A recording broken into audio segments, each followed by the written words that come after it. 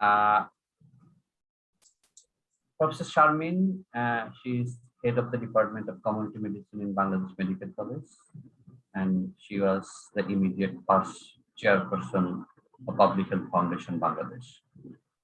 Professor M.S.A. Mansoor Ahmed, he is the professor of Department of Non-Communicable Bangladesh University of Health Science. He is the Vice President, Vice Chairman of Public Health Foundation in Bangladesh. Both of them actually have long history of contribution in public health, both in research and education. As it is a virtual conference, I'm just want to share some of the information for this session. In this session, we have 8 participants. Actually, 10 was there. But, 2 probably will not be presenting. Each presenter will get 8 minutes for their presentation. Every warning will be given at 6 minutes, and final tapping at 8 minutes. Slide will be displayed from my end according to your direction. When you will say probably next, I would request all of the participants to keep their sound muted and video off during session, except who is talking. We are hoping that chairman or chairman probably show will be open their video. If you have any question, please send me in the chat box. Then actually I will coordinate it and send it to the chair and co-chair to answer those sessions. Another thing actually I want to mention that actually from each of our session we'll select one best presenter and we shall award that presenter after this conference, and our chair and co-chair jointly select that best presenter. So this is all about the information. Now I would like to request Honorable Chair to start the session. Hopefully, chair and co-chair alternately coordinate the whole presentation session. Thank you very much. Assalamu alaikum. Welcome you all to this session. Thank you, Dr. Mashriki, for your nice introduction. Actually, there is no need to say what is the importance of NCD in relation to the disease burden in Bangladesh, also in relation to SDG. Already you have heard about the thumbs rule of today's presentation, and I would expect that you would 100% comply with all the guidelines of presentation. Now, without delay, I would like to request our first speaker, Dr. Tariq Hassan, Mr. Muhammad Tariq Hassan, to present his paper on leisure time physical activity and mortality in hypertensive, the COPIO risk factor study. Over to Muhammad Tariq Hassan. Thank you. Thank you for the time. And shall I present from my side, or Mashriki sir will present the slide? So far, I think Professor Mashriki, I think, will present these slides. Thank you, sir. Yeah, it's okay, Professor. Okay. Tarek, just I'm sharing your presentation. Yes, sir.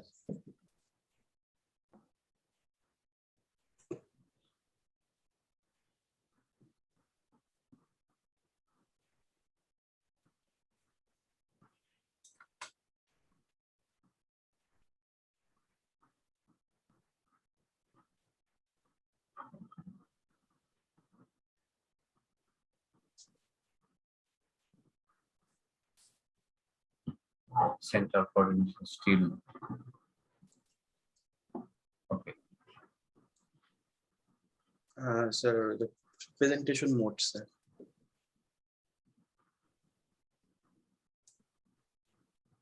So good morning, everyone. This is Tarek Hassan. So my topic was leisure time physical activity and mortality in hypertension. Please go to the next slide. And we know the cardiovascular disease is currently the world leading cause of death and morbidity. And it is estimated 17.9 million people died every year due to CVD. So, and we all know there are some modifiable risk factors for the cardiovascular disease. And some study results shows that about 47% of coronary heart disease is aggregated by high blood pressure, but less studies have shown high blood pressure is the major leading cause of mortality. So next slide, sir. Another major modifiable risk factor is physical inactivity, and it is estimated physical activity reduces 29% of all cause of mortality. And studies have reported that the leisure time physical activity reduces mortality risks in hypertensive cases.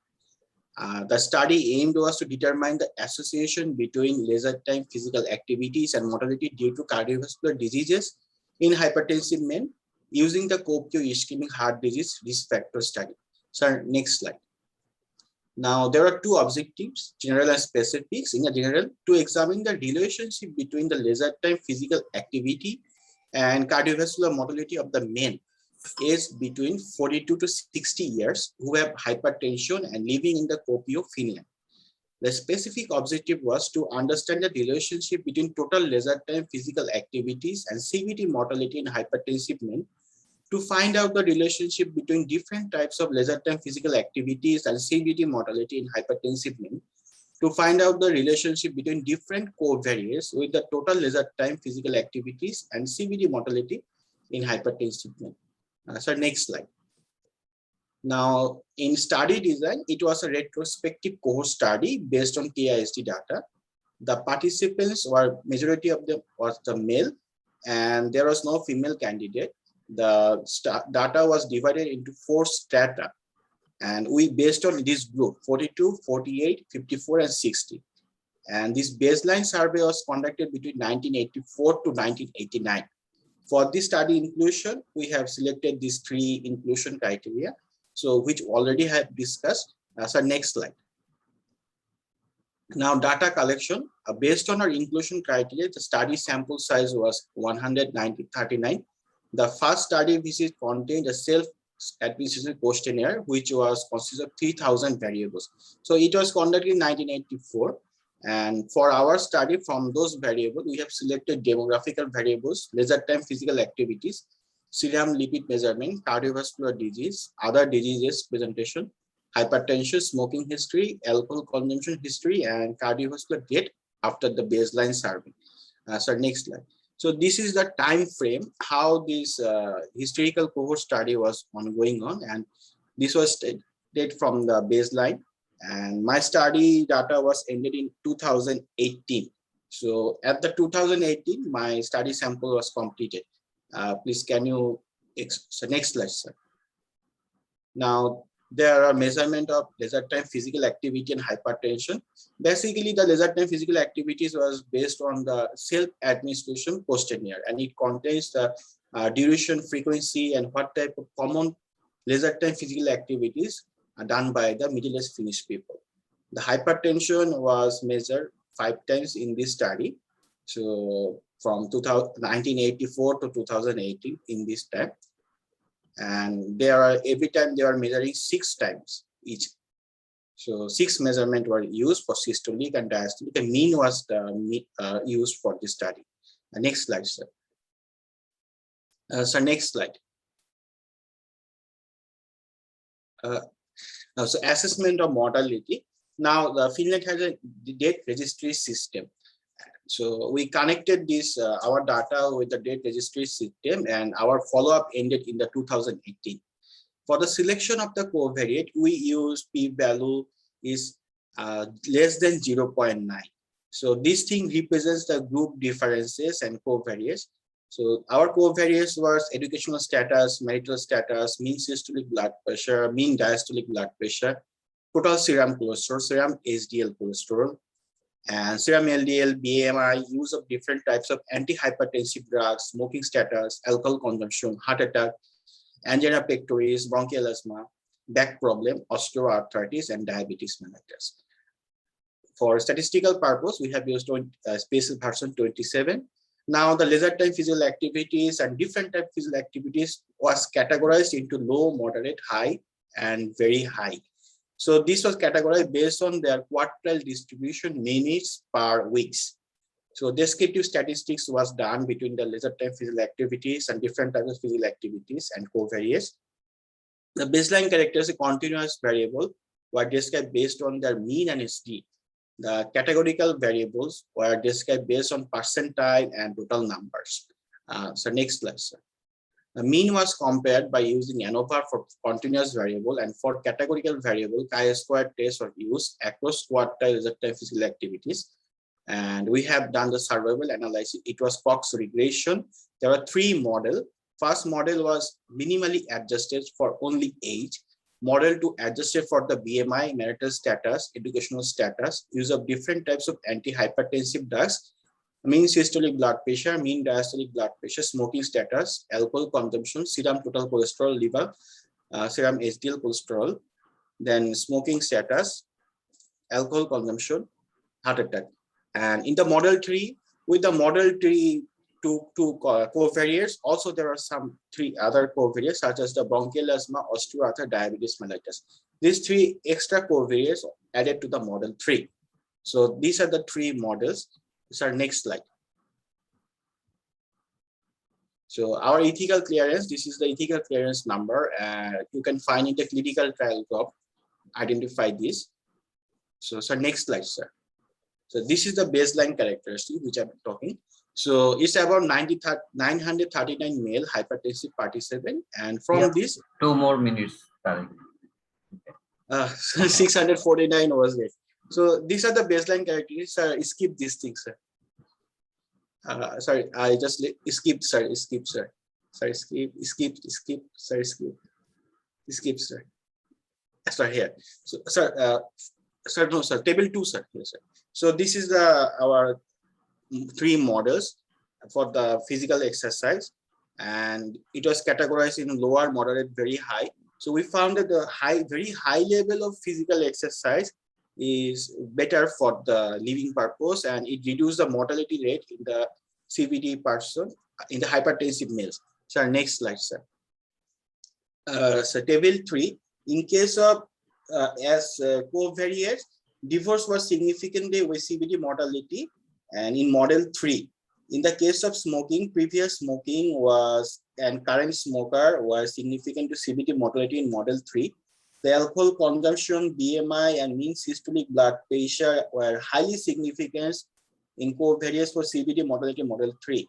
In model 3, serum total cholesterol, beta blocker, and all the other combinations were so significant for the CVD mortalities. Diabetes was highly significant with CVD mortality, and diabetes was highly significant. Sir, skip, sir. Right. These were significant. Sir, next slide, sir. Next. So, sir, wait, sir. So now for the different types of physical exercise, in here, regarding different types of physical activities, walking does not show any protective association from any cardiovascular death. Moderate levels of jogging reduce mortality from cardiovascular diseases in model 3. Moderate level of reduce mortality by 49%. The modest amount of jogging statistically significant in the minimally adjusted model, but lost is statistically significant in the further models. And the point estimation stayed at the adjusted model, but time is over. oh, yes.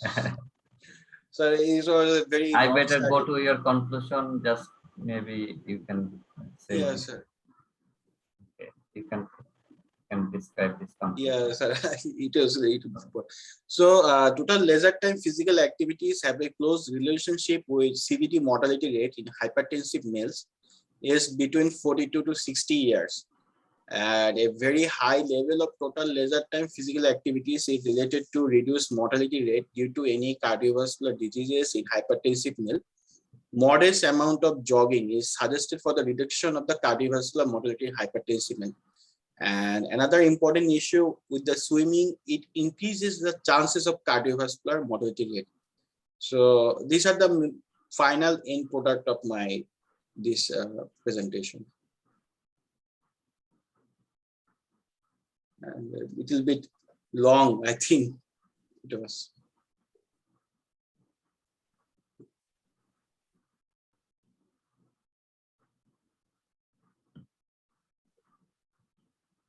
Sir, you can invite the next one. Yes, Professor Mansoor, please.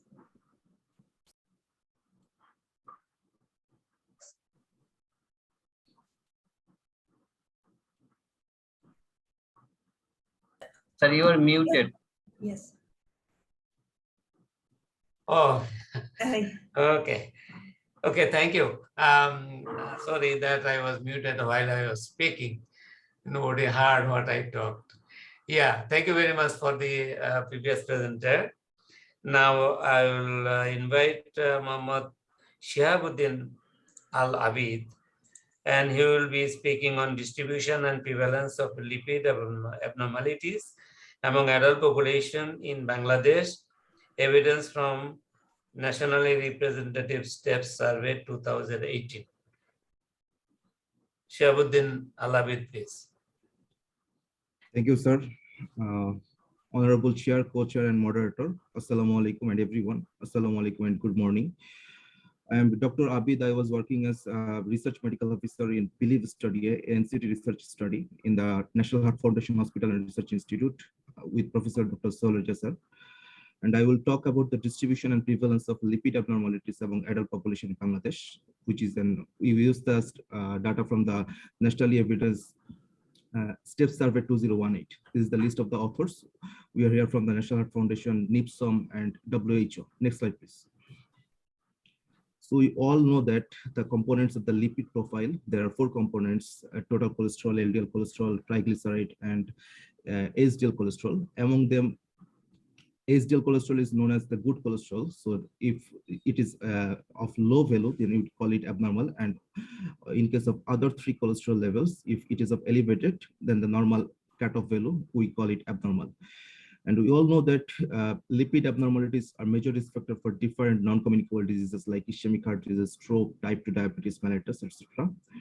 And it is estimated that people with abnormal lipid profile are at 2-fold increased risk of developing cardiovascular disease compared to those with normal levels. Also, we saw that in the inter-heart study of case control study that in case of South Asians, lipid abnormalities is the biggest contributory factor for developing myocardial infarction. Next slide, sir. So our objective was that to the best of our knowledge, we didn't find any existing literature showing the distribution and prevalence of abnormal lipid profile among the Bangladeshi general adult population involving a nationally representative sample. We found only a few studies which have been performed earlier, which were limited either to a local setting like a hospital or a regional or at a regional level, but we didn't find any data in nationally representative. So therefore, we aim to determine the prevalence and distribution of different types of lipid abnormality among the adult population of Bangladesh using the latest STEP survey.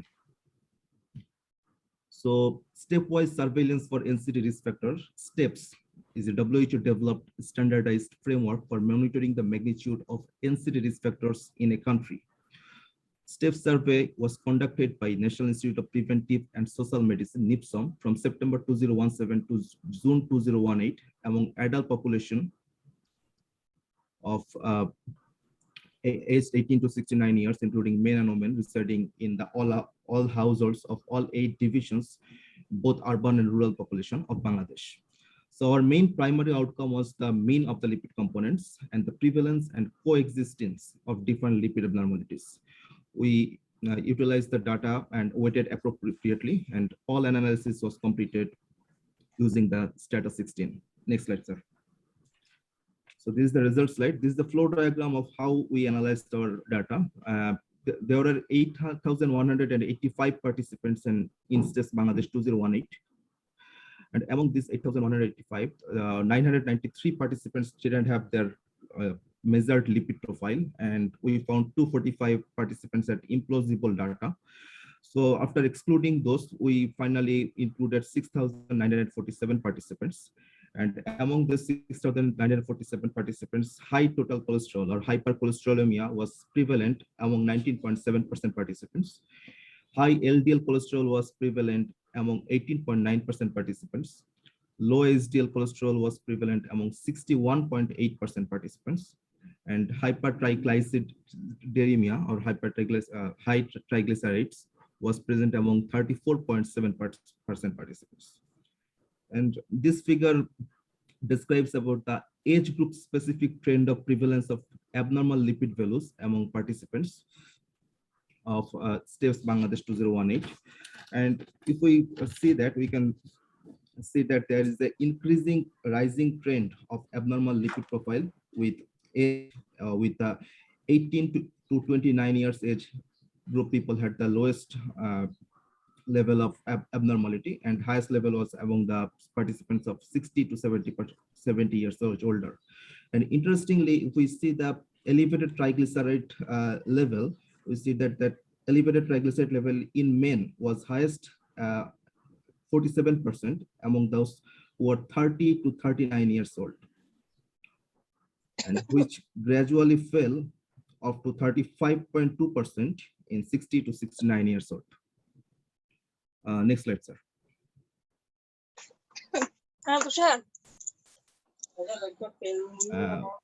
In this table, we see the mean serum lipid levels of the participants.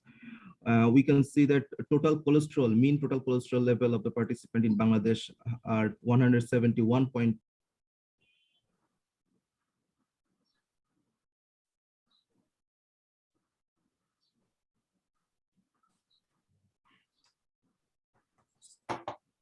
You are probably muted. We cannot hear you. Sorry, sir. Okay, go ahead. No, you are muted. Still muted. Something went wrong. Unmute, please.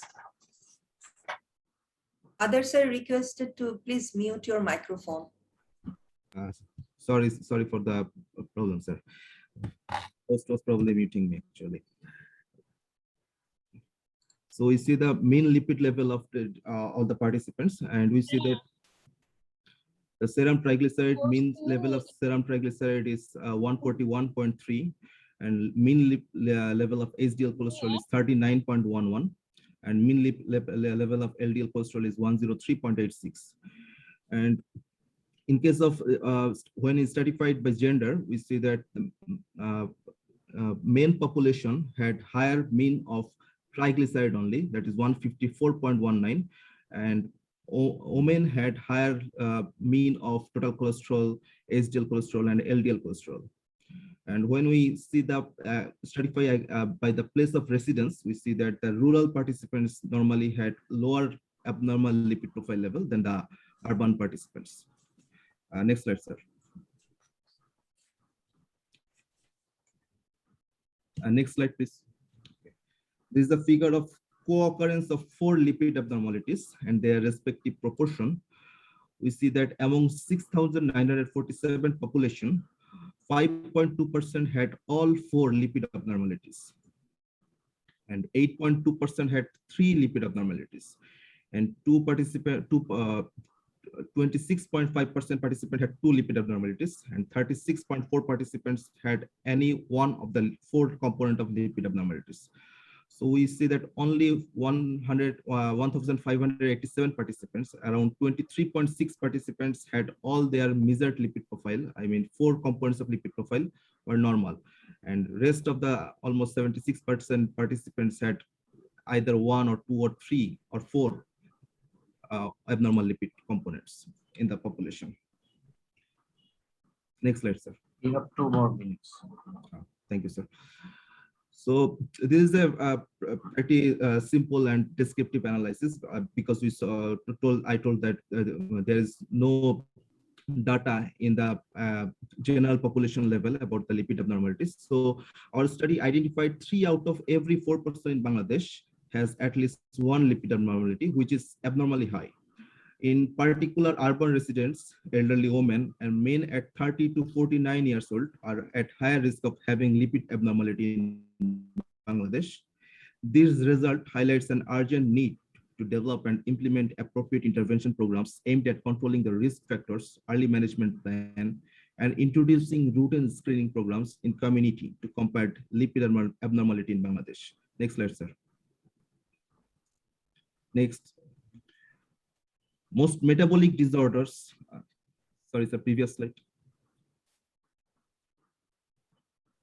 Okay, go ahead. Okay, sir. Most metabolic disorders and cardiovascular diseases are preventable by addressing the behavioral risk factors such as modifying dietary habit, tobacco use behavior, urban community design, promoting more walkable areas in the neighborhood, encouraging healthy foods in schools, adding color-coded food level. And in Bangladesh, different non-communicable disease management and monitoring plan like hypertension management plan, diabetes, etc. have been added to Essential Service Package 2016. However, majority of the populations do not have good quality of care and screening service for abnormal lipid profile, along with behavior change communication, availability of essential lipid lowering medications like statin should be ensured at minimum cost. Thank you, sir. Next slide. This is the list of the references which I used in the presentation. And thank you. Thank you, everyone. Thank you. Thank you. Yeah. Thank you. Thank you, Mr. Mohammad Shihabuddin Alabi. Now, I would like to request our third speaker, Ishrat Jahan. She will present on role of smartphone application in preventing type 2 diabetes mellitus. Ishrat Jahan.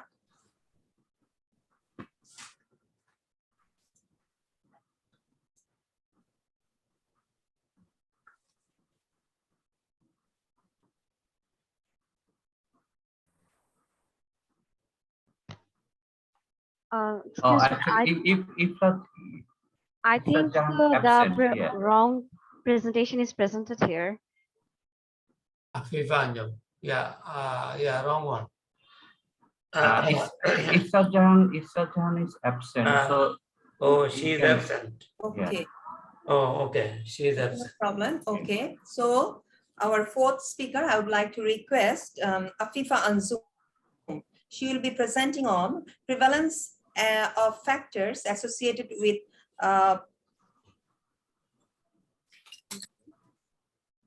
mental health disorders among urban, semi-urban, and rural school adolescents in Dhaka, Bangladesh. Thank you, ma'am. May I have this in the slide mode, please? Okay, thank you. So this is sorry. Hello. So this is Afifa Anjum. I am from Department of Public Health and Informatics, Jahangirnagar University, and currently I'm working as a research assistant at Department of Public Health and Informatics of Bangabandhu Sheikh Mujib Medical University. So today I'm going to talk about prevalence of and factors associated with mental health disorders among urban, semi-urban, and rural school adolescents in Dhaka, Bangladesh. Next, please. So the question arises, why adolescents? My answer is, why not adolescents? About 10.2% of the Bangladesh population is adolescents, and according to the National Mental Health Survey of 2018 of Bangladesh, 13.4% children and adolescents are suffering from any type of mental health disorders. And in the 2030, we are supposed to achieve the SDGs.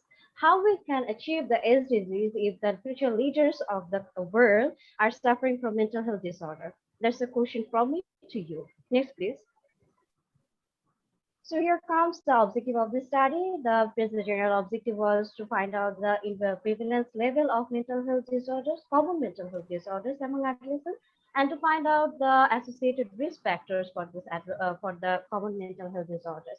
So there were some specific objectives too, like measuring mental well-being status, then identifying the prevalence level, and the factors which are associated with that, and the inter-association between the factors. And lastly, to explore the likely challenges and way forward for improving mental health of the adolescents. Next, please. So let's move on to the methodology of the study. This was a cross-sectional study conducted in urban, semi-urban, and rural areas of Bangladesh, that is Dhaka, Savar, and Thamrai of Bangladesh. And this study was conducted just before the COVID-19 pandemic, that is from January 2019 to February 2020. And this was a mixed method study, and for this quantitative survey as well as key informant interviews are also taken. Next, please. So here comes how the population sample size for this study was calculated, considering the two design effect 2 and 10% non-response rate, the total sample size was 2,355. But after data cleansing, we retained 2,313 data for this study. Next, please. Sorry, the previous one? Yes. So this study followed two-stage cluster sampling, and this is the flow chart how we conducted this two-stage cluster sampling.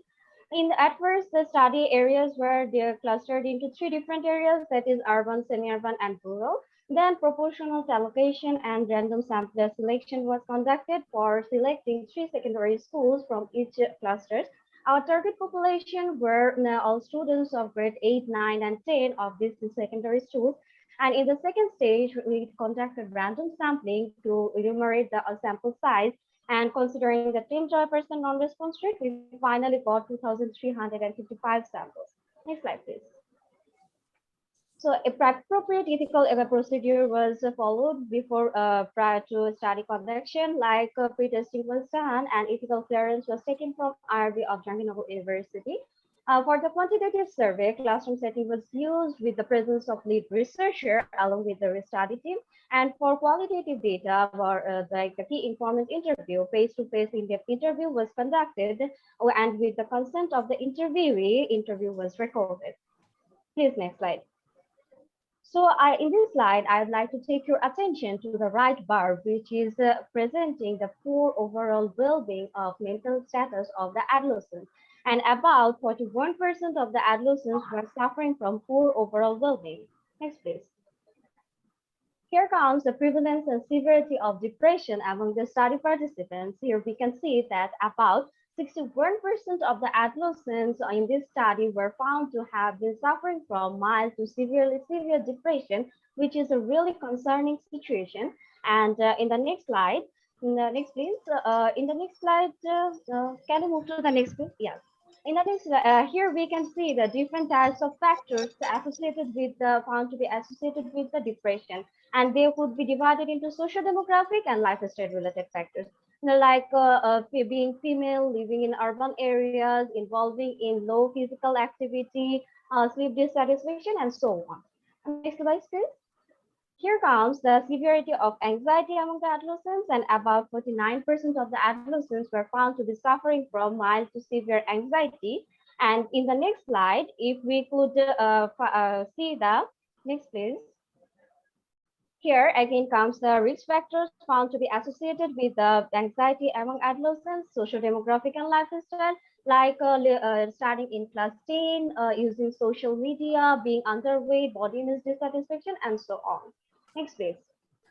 Here comes in this slide the fear stress among the participants, and in this slide I would like to take your attention to the mid-bar, which is demonstrating the level moderate stress level of the adolescents, that is 65% almost, and in total about 74% of the adolescents were suffering from moderate to high stress. Next, please. And in this slide, again, we can differentiate the risk factors, associated risk factors into social demographic and lifestyle factors, which are presented in those bubbles. Next, please. In this slide, we are going to show the key findings that is emerged from the key informant interviews, and we found three themes from the interviews of the key informants. That is the factors associated with mental health disorder. What are the challenges towards the proper mental health of adolescents, and what could be the way forward for the improvement of the mental health of adolescents?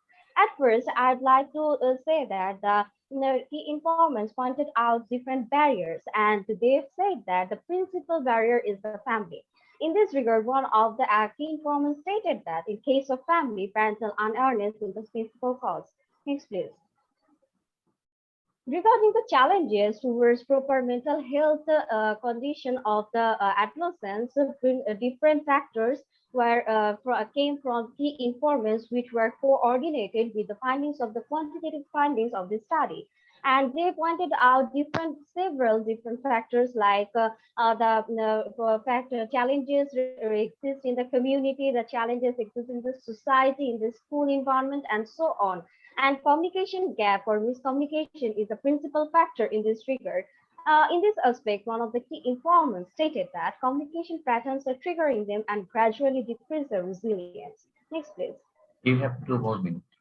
When asking about the way forwards on how to improve the current mental health condition of the future leaders of the country as well as the world, the key informants pointed out different things, and they especially emphasizes on the interventions based on the adolescence. That is the family involvement, society involvement, community involvement, and most importantly, involvement of the school. In this regard, one of the key informants stated that if proper mental health knowledge is spread from mosques and temples, it will carry special value in the community. Next, please. So, in conclusion, it can be said that the mental health condition of the adolescents of this country is not so good, and they are suffering from different common mental health disorders, which need to be addressed and need to be going through intervention as soon as possible. And in this regard, different strategies could be followed. Next, please. So this study recommends that positive attitude towards the adolescents are needed, along with community-based and school-based interventions and reshaping of the academic curricula of the for adolescents is important. And most importantly, I would like to emphasize on adolescent-friendly mental health policy by the government should be needed to take in as soon as possible. At the end, I would like to acknowledge Department of Public Health and Informatics, Jaginnaugar University, and Ministry of Science and Technology of Government of the People's Republic of Bangladesh for the funding of the study. That's all from me. Thank you. Good. Thank you very much, Afiba Anjum, for your nice presentation. I will now call our next presenter, Dr. Fardina Rahman Umi, and she'll be speaking on dementia risk and its associated risk factors among coronary artery disease patients attending a tertiary cardiac hospital, Dhaka City. Thank you, sir. Am I audible? Yes, you are. Thank you. When I get older, losing my hair many years from now, will you still be sending me a Valentine? Will you still feed me? Will you still need me? These lines were from a very famous movie, Yellow Submarine, and it is composed by Beatles, where the inner desire of a demented person is beautifully composed and described. Okay, welcome you all. I'm Dr. Fardina Rahman Omi. I started my speech on dementia risk and its associated risk factors among coronary artery disease patients attending a tertiary cardiac care hospital of Dhaka City. You all know dementia is an umbrella term where many people think that dementia is a age-related disease, but the fact is that younger onset of dementia is not so uncommon. And if you see that 2 out of 3 people do not have any ideas on dementia, but in every 3 seconds, one is getting affected or diagnosed as dementia. Next, please. And dementia has an enormous economic and social impact because already predicted cost will turn into US $2 trillion by 2030 due to dementia-related treatment purpose. And it is the 7th leading cause of mortality, and world's 50 million people are now suffering from dementia. Next, please.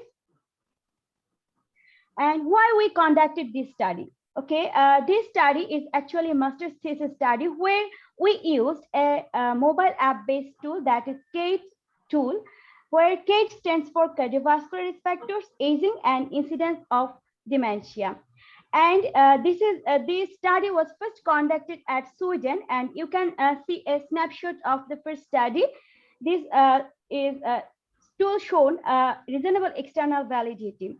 And you can say why this study on a risk group. Okay, the risk group who is already exposed to a risk, they may, if they develop dementia, it will create an enormous burden to them because they will not be able to express their feelings, sufferings, pains, and will develop forgetfulness. That's why they will forget to take their essential medicines, and they will be socially isolated. So it will create a vicious cycle to that population. Next, please. So what was our methods and materials?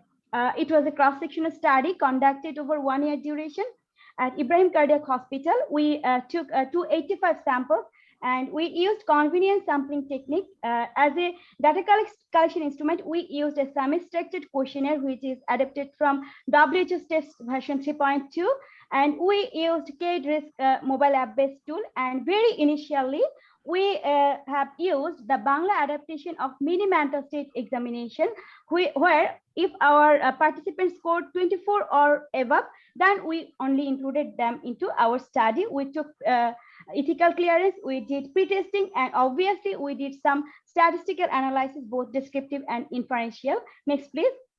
Now come to the result. Here you could see a close discrimination between gender difference, because 81.8% of our study participants were male. And the next two charts is showing the education level and age of the participants, where it is basically based on the KID profile, the first study which is conducted. And we found that 60.7% of our study population had education level of more than 10 years, and the 62.3% of our study population were at the age group of 53 years. Mean age was 54 plus minus 5.2. Next, please. This is the cardioclinical profile, where our participants, 74.6% had faced once a cardiac event, 70.7% were diagnosed as trivessel disease, and 9.3% had reduced EGFR. Next, please. And this is the comorbidity related information. Here we could see that 3/4 of our study population had hypertension and diabetes mellitus. 6.4% stated they had faced some source of cerebrovascular events. 24.6% had been diagnosed as renal impairment. And we found that our population had behavioral risk factors. That is, 21.2% had smoking tobacco.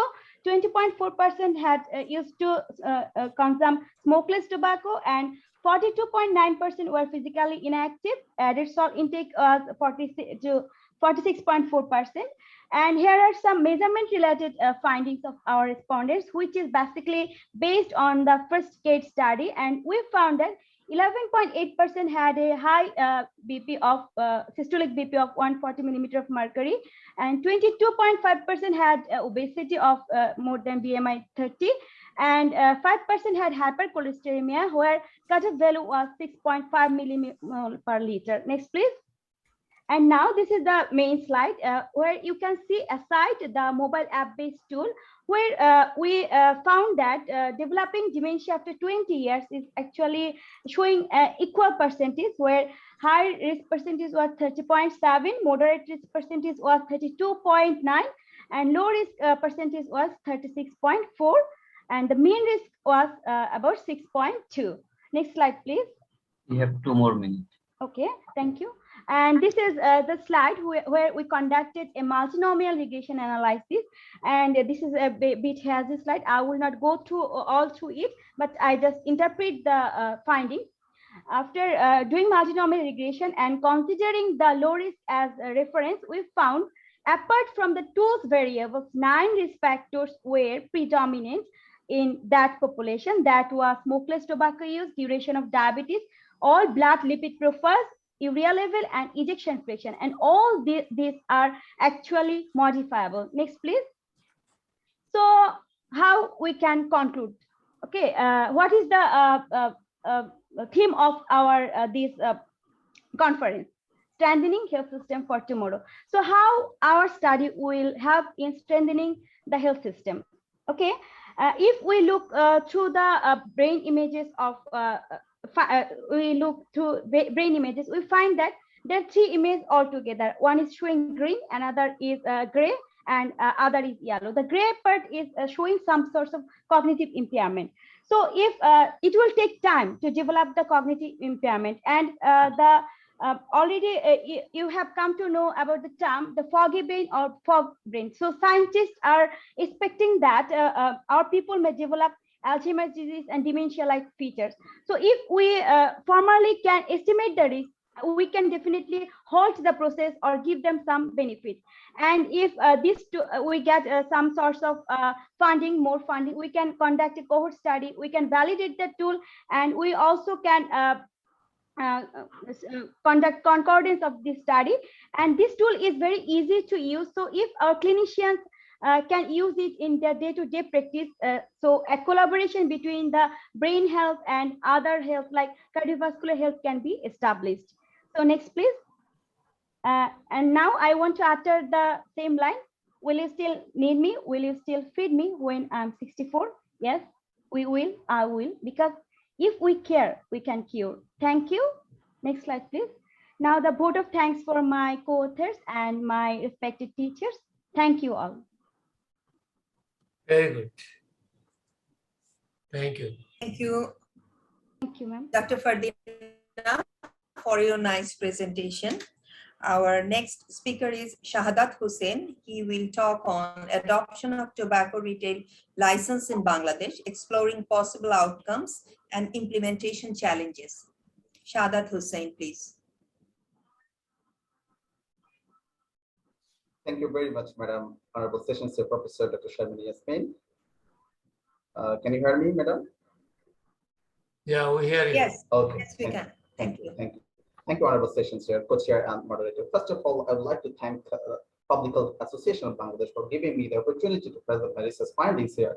Well, the title of my study was Adoption of Tobacco Retail License in Bangladesh, Exploring Possible Outcomes and Implementation Challenges. Can I have the next slide, please?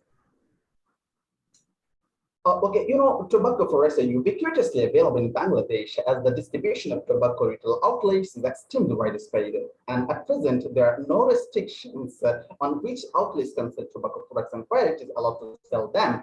Furthermore, in Bangladesh, there is no tobacco retail regulations that poses a challenge for effective tobacco control throughout the country. Therefore, it is an important issue to arise and formulate existing tobacco control policies in reducing the supply and availability of tobacco products. Moving on to the next slide, please.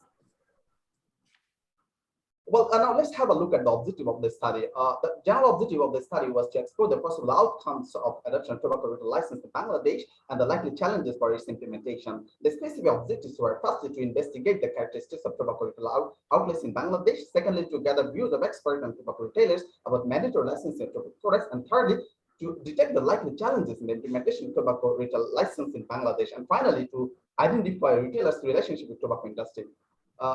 Next slide, please. Well, now I would like to discuss the methodology of my study.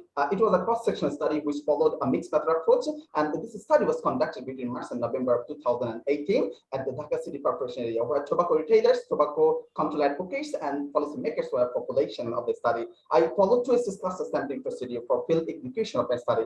Next slide, please. Well, it is a systematic diagram of sampling procedure of my study. Because of time limitation, I will not discuss it in detail. So let's move on. The sample size was estimated by using the cross-sectional formula, and which produced 485 samples by calculating a design effect 1.2 and a 5% non-response rate. Let's move on. Well, it shows the sampling distribution of the study, along with 485 respondents. 24 key informants interviews were taken for qualitative part of the study. Can I have the next slide, please? These are the study tools. I will just skip it because of time limitation. I'm moving on to the next slide. Okay, here I showed the analysis plan and ethical clearance. Moving on to the next slide, please. Okay, now let me present the major findings of my study. First of all, you know, my sample size was 485. However, data were collected from 472 respondents, which means the response rate was 97%. Okay, here in the sorry. Okay, this time. Okay, and here you can see the social demographic characteristics of the respondents. The mean age of them were 6.4 years. About 14% had no formal education. Majority of the respondents, that was 71%, were owners of the tobacco retail shops. Let's move on. Okay, it shows the characteristics of tobacco retail outlets. General store or departmental store, super shop were the major types of tobacco retail outlets here in Dhaka city that consist of 39%. Grocery shops were 27%, tea store cafe was 70%, and the rest of them are here. It means that tobacco products are sold mostly as associated products of tobacco retail outlets. It was also found that the common pattern of selling tobacco products was loose cigarette or tobacco product. That was about 63%. Besides, half of the retailers reported that tobacco products selling was an important part of their outlets. Next slide, please. Well, bivalent analysis shows that importance of tobacco product selling is significantly associated with types of tobacco retail outlets, stats of most selling tobacco products, and the patterns of selling tobacco products. Moving on to the next slide. Well, respondents' understanding about tobacco retail licensing scheme was assessed by saying a statement that was shops wanting to sell tobacco products must have a license. It was found that almost 94% respondents were understood about the tobacco retail licensing scheme. Next one, please. Okay, almost 79% of the respondents replied that they would support tobacco retail licensing scheme if it is adopted in Bangladesh. Besides, 70% will not support. Can I have the next slide, please? Well, the reason behind the support of tobacco retail licensing scheme are presented in this slide. Majority of the respondents, about 57%, would support tobacco retail licensing scheme as to obey the country's law. Okay, I'm moving on to the next slide. This study tried to find out possible outcomes of tobacco retail licensing scheme and found that, according to the tobacco retailers, 63% believe it would prevent selling of tobacco products to minors, 61% believe it would restrict the location for tobacco retailing, more than 50% believe it would reduce the number of tobacco retailers. In addition, 68% respondents believe that tobacco retail licensing would help to monitor compliance of tobacco retailers. Let's move on. Okay, with the possible outcomes, this study also tried to find out possible challenges for tobacco retail licensing scheme: lack of proper regulation, legislation, lack of implementation strategies, weak enforcement, political will, conflict of interest among the policymakers and government officials, and tobacco control industry influence were most reported challenges for the tobacco retail licensing in Bangladesh. Next slide, please. Okay. In this case, one of the key informant commented, the scarcity of responsible government officials is one of the prime challenges for the implementation of any tobacco control law or regulation that poses weak enforcement. Another key informant said that to adopt tobacco retail licensing in Bangladesh, there is need of law, and appropriate law should be introduced. Passing the new law in the national parliament, despite the hindrance of tobacco industry, would be challenging. Moreover, after passing the law, proper enforcement of the law would be also a challenge. I'm moving on. It is a matter of open secret that tobacco industries play a worrisome role against tobacco control initiatives, along with the policymakers or high government officials. So they also include the tobacco retailers. You can see in this pie chart that about 40% of the tobacco retailers receive incentives from tobacco industries for selling their tobacco products. Next slide, please. Okay, among the types of incentives, daily necessary goods and household commodities were mostly reported. In addition, financial incentives on less price or free tobacco products as a sample were received by 70% of the retailers. Can I have the next slide, please? You have 2 more minutes. Okay, and here you can see about 22% of the tobacco retailers expected to get support from tobacco industries for getting tobacco retail licensing if adopted. Therefore, it is a really concerning issue for the policymakers and tobacco control advocates. While addressing any guideline or legislative measure, we should bear in mind the influence of tobacco industries and try to demolish those influences. Let's move on. Well, to conclude, it can be said that introducing tobacco retail licensing can be an effective initiative in comprehensive tobacco control in Bangladesh. Before I finish, I'd like to make 2 recommendations. Firstly, incorporation of a tobacco retail licensing provision within the framework of a comprehensive tobacco control policy is necessary to restrict the widespread availability of tobacco products. To be more specific, regulating tobacco retail outlets is urgently required in Bangladesh to strengthen tobacco control activities in the country.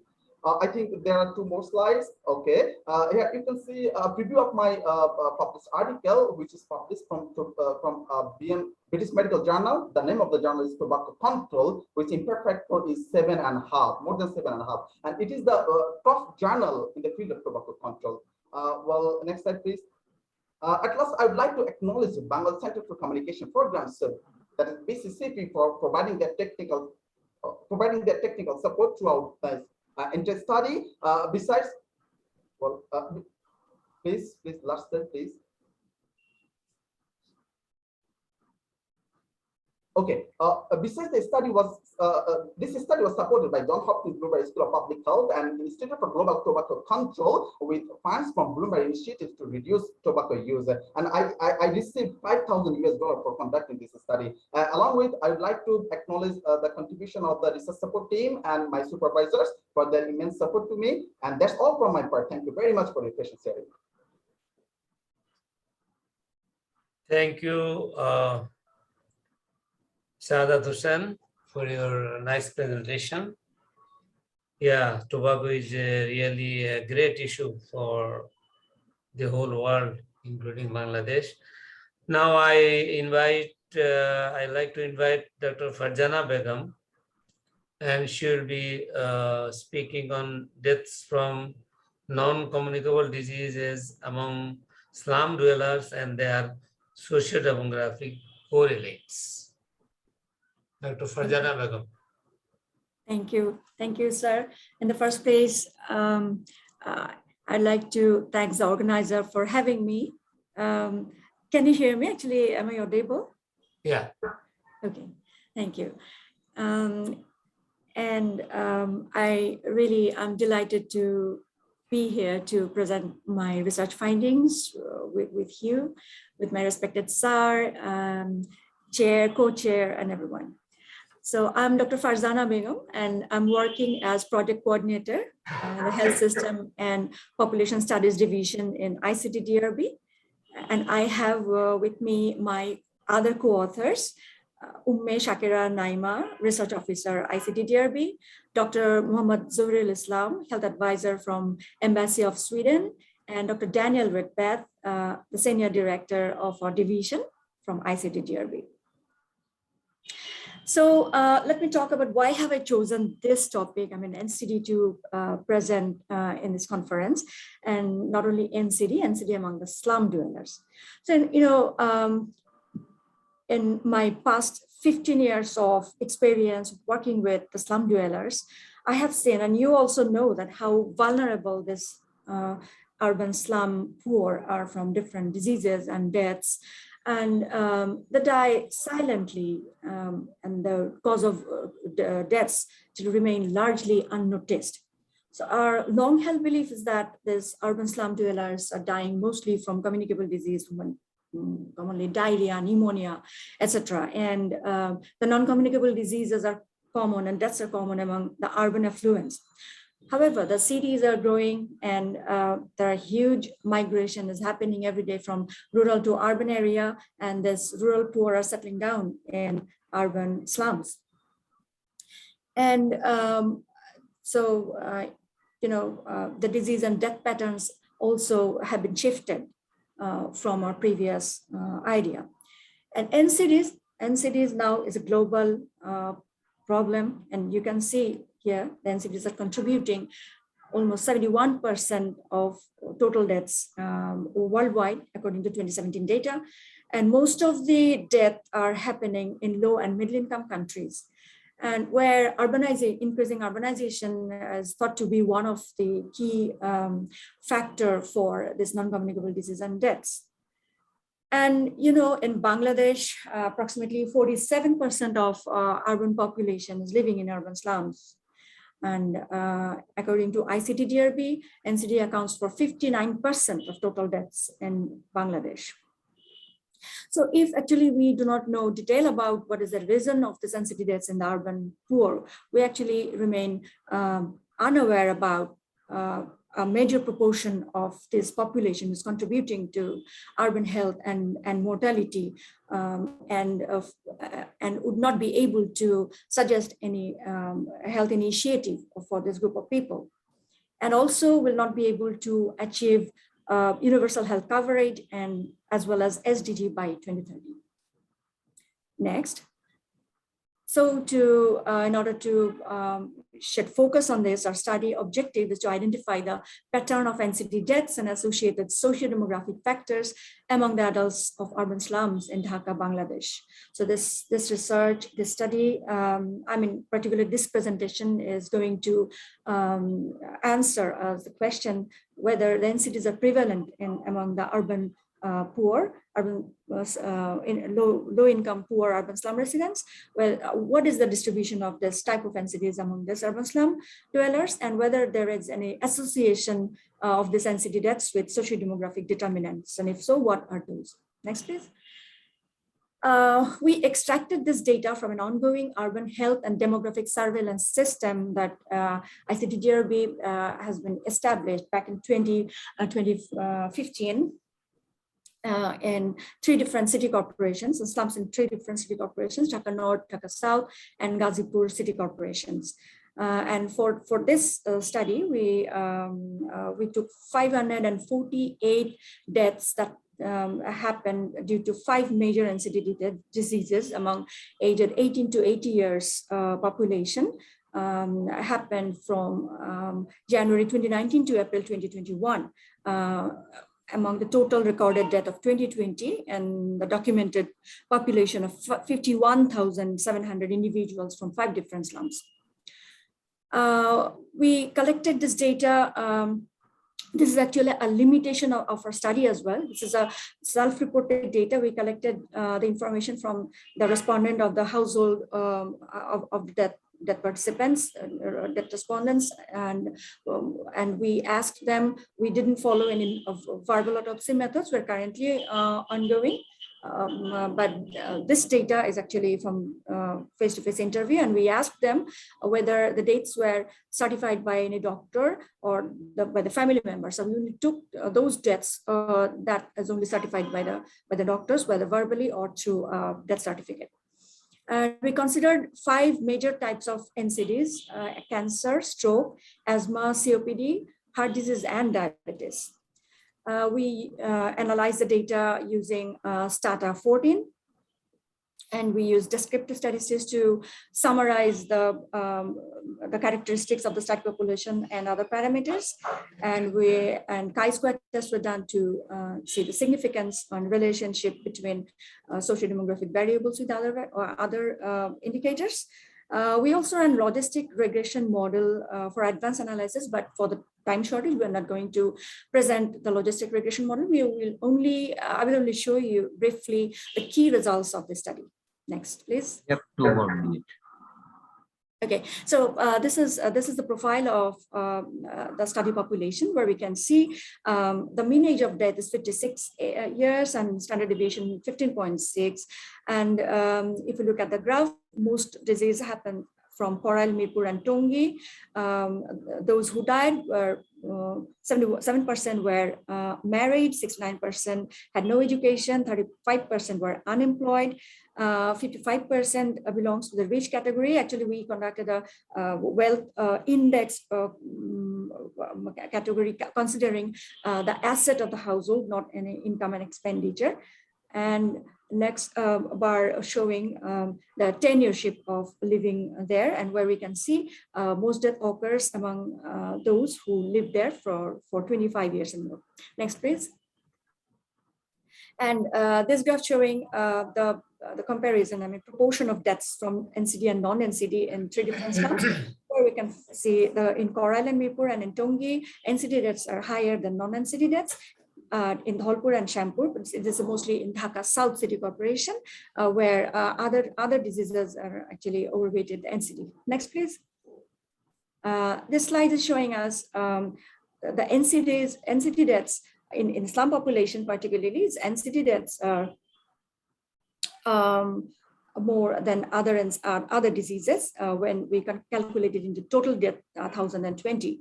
And in the types, according to the types of NCD deaths, we can see 46% of the deaths are contributing due to stroke, and the lowest contributor is diabetes. It's about 8%. From diabetic complication. Next slide, please. Okay, this is a complex slide, so I'll not talk much. So actually, we found the significant association between this NCD deaths with the location of living, age, gender, type of occupation, and the living. So I will focus only on 2 or 3 things. Here we can see the age, the NCD types, all NCD types of deaths are actually increasing with age. Most prevalent age is 50 to 59, except asthma, which is higher among the 70 years and above. But we can, interestingly, we can see here, the young age mortality is not actually low. So this is also high in case of heart disease and cancer. And in male and female, all deaths are high in male, but diabetic death is female are actually dying more than diabetic complication. Next one, please. I think you should conclude because already 1 minute 10 seconds over. Okay, so I'll not go detail. So in conclusion, I want to say that deaths from NCDs are common in urban slums, and males in their 40s and 50s are particularly susceptible, and women living in urban slums died more from diabetic complications. So there is an association of location, age, employment, and duration of residence with NCD mortality, and the occurrence of NCDs in young age shouldn't be ignored.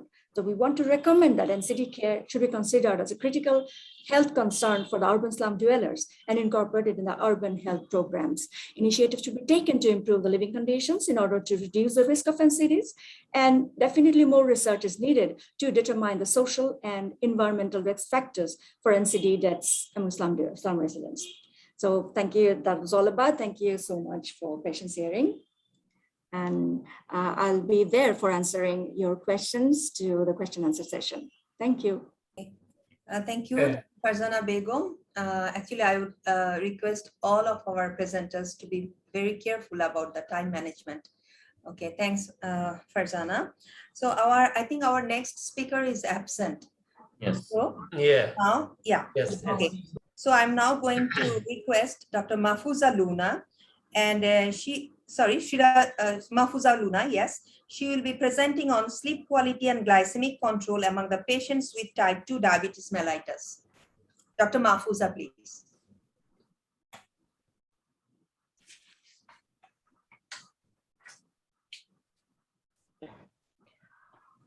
Thank you, ma'am.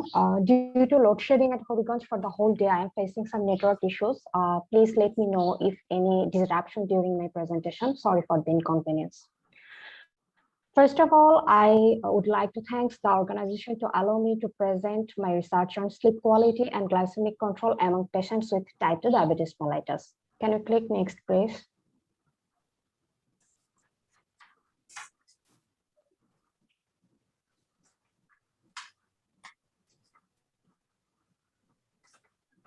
Hello. Yes, already changed. Hello. We can hear you, please. Can you click next, please? Thank you. Every year, okay. Every year, almost 39.5 million people are dying from non-communicable disease, and we all are known that diabetes mellitus is one of them and a major public health concern of 21st century. According to International Diabetic Federation, the global prevalence of diabetes in 2019 is 9.3%, that is 463 million. They also claim that the projected global burden will be over 700 million in 2045. According to STEP survey in 2018, in Bangladesh, the prevalence of diabetes is 8.3%. IDF also showed that Bangladesh will be the 9th highest diabetic populous country in the world by next 25 years. Next, please. We are all living in the globalization era. Rapid urbanization and technological reliance affected the lifestyle. Eventually, the sleeping pattern and sleep quality also have been deteriorated. These two factors influence the glycemic control of type 2 diabetes patients.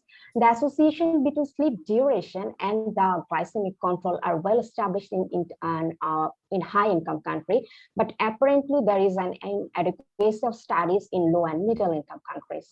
Next, please.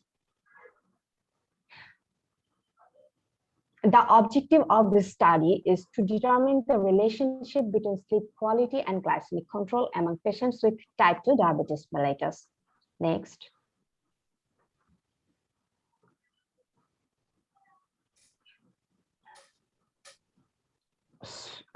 Okay, thank you. Sorry, actually there is network problem, so I am seeing the slide after slide bit late. Okay, now I'm explaining the methods of this study. This is the part, this was the part of my thesis of MPH program, and it was a cross-sectional study which was conducted in 2020 at Diabetic Association Medical College Hospital, Faridpur. We have selected 185 type 2 diabetes patients by purposive sampling, and there was an inclusion criteria that the patients who were diagnosed before 1 year, they could participate, because it is established that the first year of diagnosis is very much unstable to control the glycemic control. Face-to-face interview was done by using a semi-structured pre-tested Bengali questionnaire, and the glycemic control was determined by glycosylated hemoglobin A1C, that is HbA1c. According to American Diabetic Association, the HbA1c level less than 7% is considered as a good glycemic control. Next, please. The sleep quality of the respondents were assessed by Pittsburgh Sleep Quality Index scale. And next, please.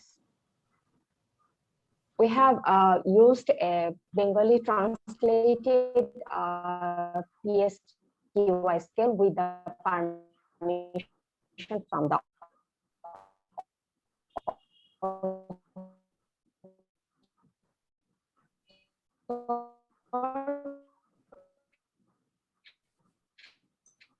There is some network problem, I think. Yeah, you have a network problem.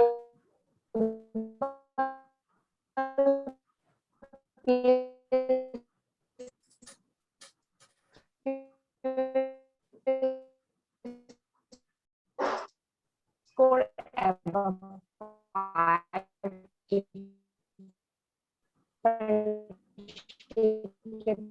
from a good, and actually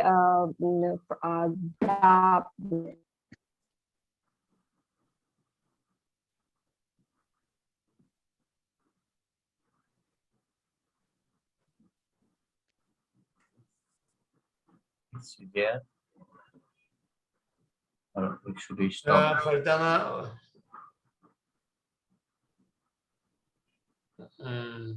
Mahfuza, we are not hearing you. Yeah.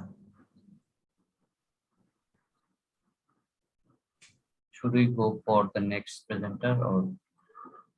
I think that would be fine. We should move on to the next presenter. Okay, Okay, I think, yeah. Stop sharing. Later, yeah, that's the last one. And probably, sir, actually someone actually sent her his presentation number 8. I will just check it in my mail, then I'll let it. Okay, if now so, now we better complete our total listed one, then yeah, we now go to number 10, and you think you see what is happening in number 8. Okay. Okay, so thank you very much. Well, she is not hearing maybe. I will now invite Partho Sharathi Datta, and speaking on prevalence and risk factors of metabolic syndrome among rural Indian adults. Thank you, sir. Sir, am I audible? Yes, you are. Thank you, sir. Are you speaking from Calcutta? Kolkata? Yeah, yes, sir. Calcutta, West Bengal, India. Yes, sir. Yeah, you're speaking from Kolkata. Welcome. Hello, sir. Hello, respected chair, co-chair, moderator, and presenters. Firstly, I would like to thank you, the organizers of this annual conference of Public Health Association of Bangladesh, for giving me this opportunity to present my findings here. So I am Parthashathi Datta from Department of Public Health Research, Rural and Urban Social Welfare Organization, West Bengal, and going to present my study on prevalence and associated risk factors on metabolic syndrome among rural adults living in rural areas. Next, please, sir. So firstly, metabolic syndrome is a cluster of condition we know that increases the risk of heart disease, stroke, and diabetes. Metabolic syndrome includes high blood pressure, high blood sugar, excess body fat around the waist, and abnormal cholesterol level we know. The syndrome increases a person's risk of heart attack and stroke also. Here notably that aside from a large waist circumference, most of the disorders associated with metabolic syndrome have no symptoms. So now in South Asia is home to one of the largest population of people with metabolic syndrome we know. The prevalence of metabolic syndrome in South Asian varies according to region, extent of urbanization or modernization, lifestyle patterns, and socioeconomic or cultural factors. Next, please. So the objective, this cross-sectional study was aimed to find out the prevalence and associated metabolic syndrome risk factors among adults of rural West Bengal, India. This cross-sectional study was carried out different districts of West Bengal, and we know that there is always having a similar culture, lifestyle, and food habits among the people of West Bengal and Bangladesh. So I think the study findings are also relevant to the people of Bangladesh also. And this cross-sectional study was also aimed to find out the association between major risk factors of metabolic syndrome among the study participants. Next, please. So this cross-sectional study was carried out among 582 rural adults. Among them, 269 were female and 239 were male. 313 are male and aged to 30 to 60 years in West Bengal. The data was collected from October 18 to January 20, just before the corona period. So anthropometric measurements such as stature, body weight, circumference at medium, that is MUSC, minimum waist, that is MWC, and maximum hip, that is MHC, are measured, and 4 major skin folds, that is bicep skin folds, tricep skin folds, subscapular skin folds, and suprailiac skin folds are measured using standard methodology. Body mass index, that is BMI, and waist hip ratio, that is WHR, were calculated using standard formula using statistical methods. So systolic and diastolic blood pressure and fasting blood glucose are also measured from each participant. Previous one, sir. And a schedule was used to collect data on the socioeconomic profile, behavioral activity, physical activity, family history of metabolic syndrome, and weekly consumption of food. So in this study, we diagnosed with metabolic syndrome if participants have 3 major criteria. Firstly, waistline of 40 inches or more than or more for men, and 35 inches or more for women, measured across the belly. Next, secondly, a blood pressure of 130 by 85 mmHg or higher, or are taking blood pressure medications. And the third parameter is a fasting blood glucose sugar level greater than 100 mg per DL, or other taking glucose lowering medications. Next, sir. So now in results, the study shows that the male participants have higher mean values of body mass index and waist hip ratio. But no significant sex difference we observed for systolic blood pressure and diastolic blood pressure. Mean values of blood glucose are slightly higher among female participants. Next, sir. The prevalence of metabolic syndrome among all the participants was 41.3%. Among them, 38.9% are found among males and 45.2% are females. The next one. The prevalence of central obesity was 61.3%. The prevalence of elevated fasting blood glucose was 38.2%. And the prevalence of raised blood pressure was 42.7%, respectively, among all sexes, all participants. The family history of hypertension, physical inactivity, and faulty food habits, mainly the extra intake of salt, were found to be significant association with blood pressure and blood glucose level among the participants. Next one, sir. So in case of conclusion, the study showed that the prevalence of metabolic syndrome and other related risk factors were high among rural participants of West Bengal. since hypertension and other metabolic disorders starts mid and late adult age in life, the cardiovascular morbidity and mortality will be enormous in later life of the participants if these trends continue. Prevention should begin during early ages of life, we know, when a modification in lifestyle can reduce the incidence of cardiovascular disease. So here in this annual conference, the theme was the strengthening the health system for tomorrow. So therefore, there are need and effective preventive strategy and health awareness programs at local and national level, targeting the young adult age to encourage and improve their unhealthy lifestyle so they do not become the epidemics of this century. So lastly, I would thanks to the organization, Rural and Urban Social Welfare Organization, to support this study. And thanks for patience. Listen, thank you, sir. Thank you very much, Thank you, sir. Dr. Sharathi Datto. Are you a doctor? Are you a doctor? No, sir, I'm doing my PhD in the final stage. Okay, good. Okay, very nice. Good presentation. Thank you, sir. And sir, we can explore okay, whether okay. Shirajum Munira is present or not.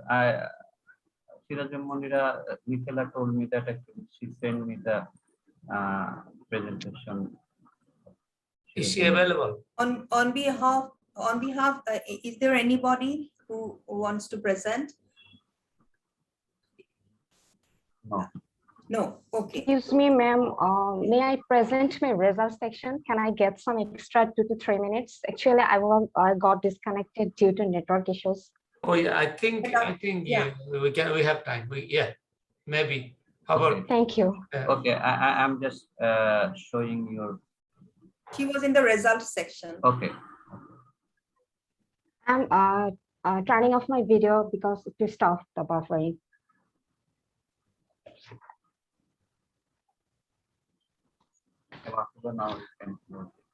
Okay, thank you. Now I'm explaining the results. In case of age, the half of the participants were from 46 to 55 years. And in case of gender, more than half of the participants were female, that is 57%. Next. In case of BMI, the Asian class, according to the Asian classification of body mass index, the participants of who were weight and normal were similar, that is 28%. The obese were 44%, and no one was underweight. And the duration of diabetes was ranged from 2 to more than 12 years, and half of the participants were from 2 to 6 years. Next. In case of treatment modalities, we accounted for 3 treatment modalities, that is oral hypoglycemic agent, insulin, and both. Most of the participants, that is 50%, they claimed that they took oral hypoglycemic agent. The least 16% took the both. In case of medical adherence, 3/4 participants claimed that they took medication regularly, and less than a quarter took medication irregularly. Next.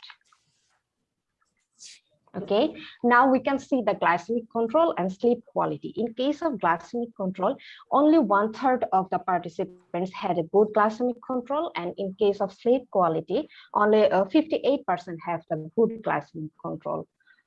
Next, please. Then we prepared a model of a multivariate logistic regression with the controlling the variables age, sex, marital status, level of education, employment status, residence, BMI, smoking status, family history, duration of diabetes, and treatment modality. Finally, we found the 2 factors which are associated with good glycemic control. They are good sleep quality and regular medication. Good glycemic control was about 12 times more common among those who had good sleep quality, and good glycemic control was 2.62 times more frequent among those who used to take anti-diabetic medication regularly. Next, please. Considering the results of this study, we can conclude that sleep quality is an important factor to control that good glycemic control. And we can recommend some issues based on the findings, like sleep hygiene has to be maintained properly to balance a good glycemic control. Assessment of sleep quality as a part of the comprehensive medical evaluation of diabetic patients is suggested, and proper counseling and monitoring on medication adherence might be ensured. Finally, I acknowledge my supervisor, Dr. Fahmida Akhtar. Without her guidance, it would not be possible. And lastly, thanks to all for patient sharing, and I'm extremely sorry for the inconvenience. Thank you all. Okay. Thank you. Should we go for question? So, sir, I can check the chat box. Okay. I think, Dr. Mashriki, Yeah. we should go for the question answer session. Excuse me, Now, madam. Yes. Honorable Chair and Moderator. Myself, Habibur Rahman. Actually, my presentation was yesterday with parallel session B.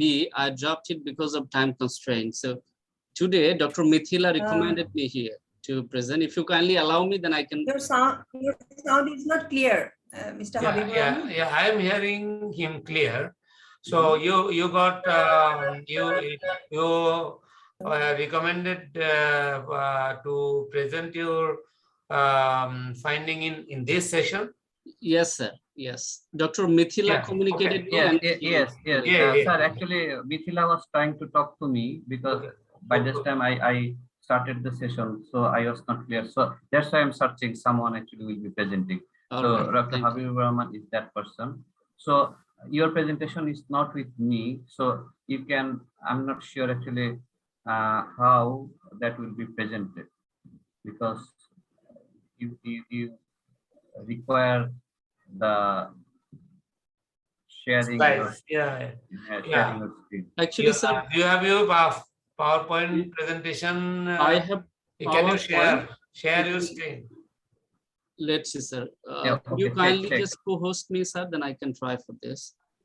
Probably we don't have that. You can share, sir. No Okay, problem. sir. Just no worries, sir. I can proceed it without PowerPoint, as I have the PowerPoint.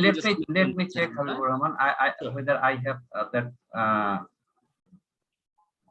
capacity or not. So Habibur Rahman. Okay. Sorry, I'm interfering. Mashriki, আমি একটু interfere করছি। Sir, please, sir. Sorry. তুমি খুশি থাকো। মিথিলার কাছে থাকার কথা এই প্রেজেন্টেশন। এই ডক্টর হাবিব আপনাকে প্রেজেন্টেশন পাঠিয়েছিলেন না?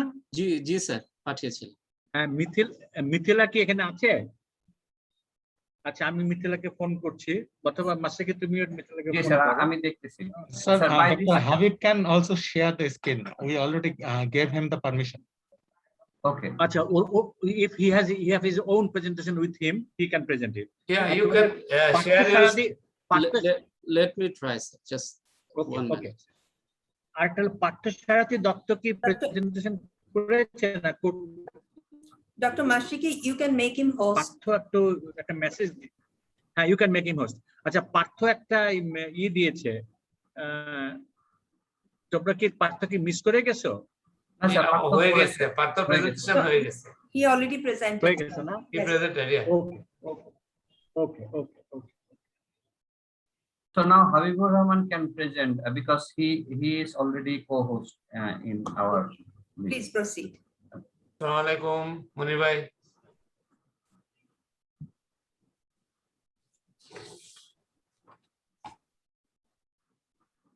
Shah Munir bhai, assalamu alaikum. Walaikum salam. Ji, thank you very much. Thank you for joining. Thank you. Sir. Okay. Shamin join করছে. Okay, thank you. Okay.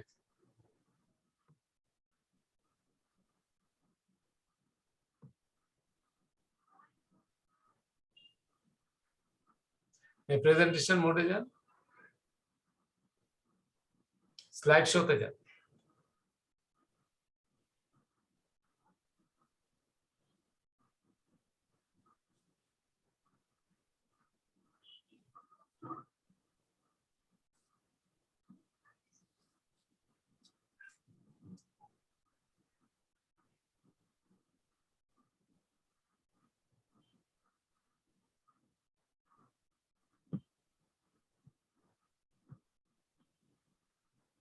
Okay.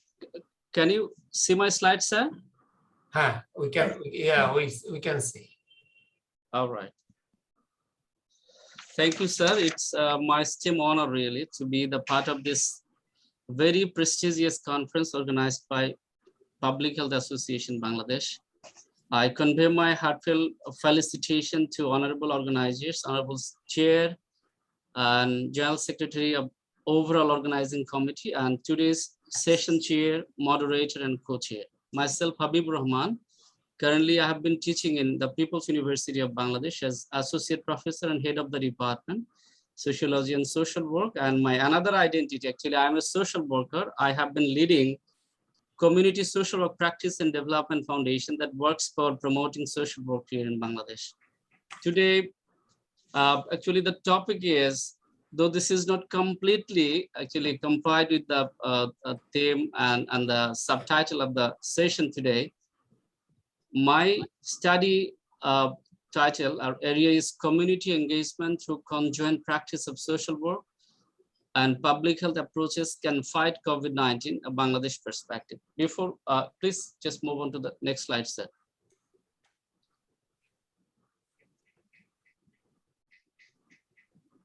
May I request, sir, to just go on the next slide, sir?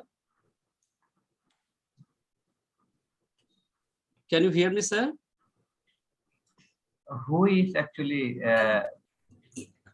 dealing with this? I think Mr. Habib, you are controlling the slide. Are you controlling the slide, Mr. Habib? No. Yeah, can you control? Then I think that will be better. Yeah. Dr. Mashiki, if he can control, yes, actually, I think it would be Dr. better. Habib, you are all now the power to show your slide in presentation mode. So better you use your capacity. So Dr. Habib already shared his screen. I think he can is operate shared, it. and you can now go on. Yeah, but I'm trying, sir, but I cannot get the next slide from my own position. Then, sir, cancel the screen share and again try, sir. Cancel and again share. Share it again, sir.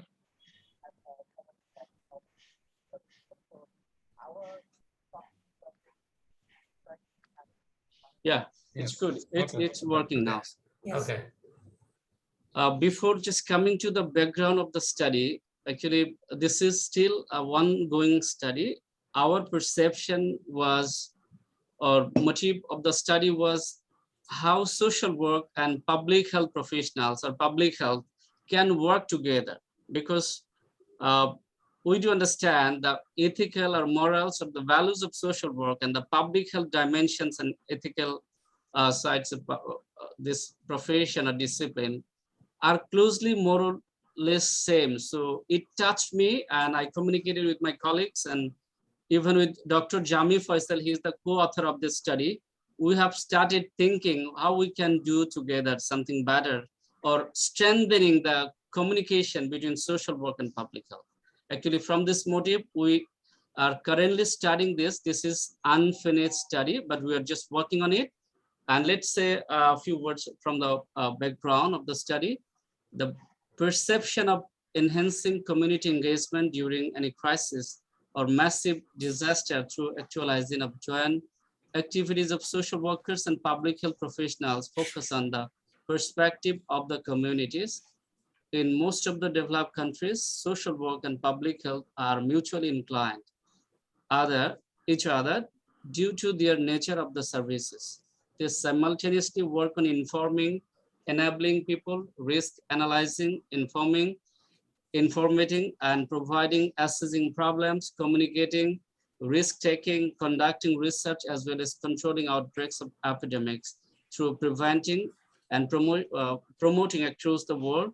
But in Bangladesh, both group of professionals are functioning in their respective field very, I should say, actively, but the conjoint, actually the collective efforts. So for we thought that there is not missing in that sense, it's not strengthened. So we thought how it can be strengthened and either it would be fruitful or not. Actually, that was our matters of study, and we just focus it on the background. And the concepts used in the study, just plainly, as this is unfinished, we're working on it. Social work, what is social work, or what we do understand from social work? Social work is a practice-based profession and an academic discipline that promotes social change and development, social cohesion, and the empowerment and liberation of people.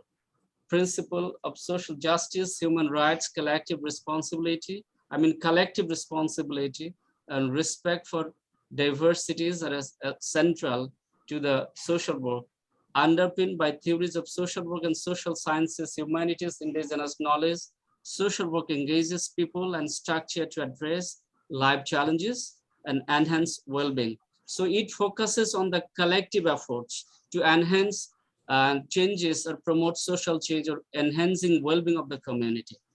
On the other part, public health has been defined as the science and art of preventing disease. So it focuses on prevention, prolonging life and improving quality of life through organized efforts and informed choices of society, organizations, communities, and individuals. And the third option that we chose at concept of the study, community engagement.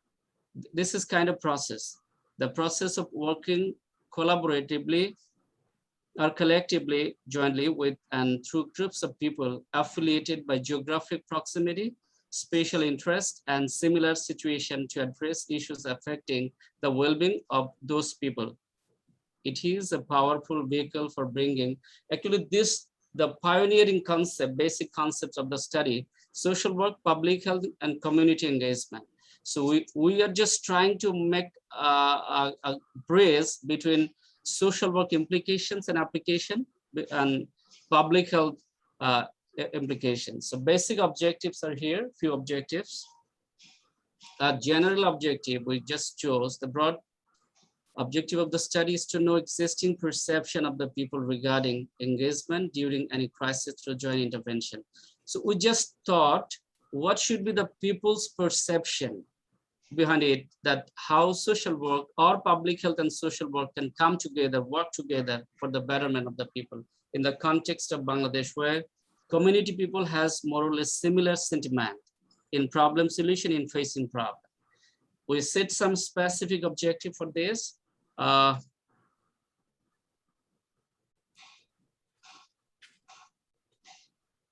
explore people's perception regarding the potential alignment between social work and public health. The second objective was to know about how people think about better welfare service by collective or conjoint efforts of the two disciplines. And the third objective was to investigate people's feedback regarding necessity of a national level body or institute or an academia to strengthen the joint functions towards community resilience during crisis. Our basic and topmost final motive was how an institute or a conjoint body or a national institute can work together to strengthen the functions for the community together. As I mentioned, this is an ongoing study. Methods and materials are some preliminary findings I should share here. The study has been developed following mixed methods. This study was basically thought to give the information and rationale for developing the academia. That actually we're thinking for to establish an academia. For quantitative portion, an online survey from both disciplines will be conducted. It's not yet conducted, but we are just working on it. And the qualitative portion that is under process, we have been just doing on it. We plan to include 40 KII and 2 FZDs. So out of completed 10 KIS, just findings are here. Actually, to easy understanding, we percentages, though it's qualitative outcomes of the study. Some approximately 82% of the respondents have indicated that if the social workers and public health professionals can work together, people will be able to overcome their health problems more easily. They could understand easily, they could get easy access to both the categories professionals. And other findings is 68% of the KII respondents said that social workers and public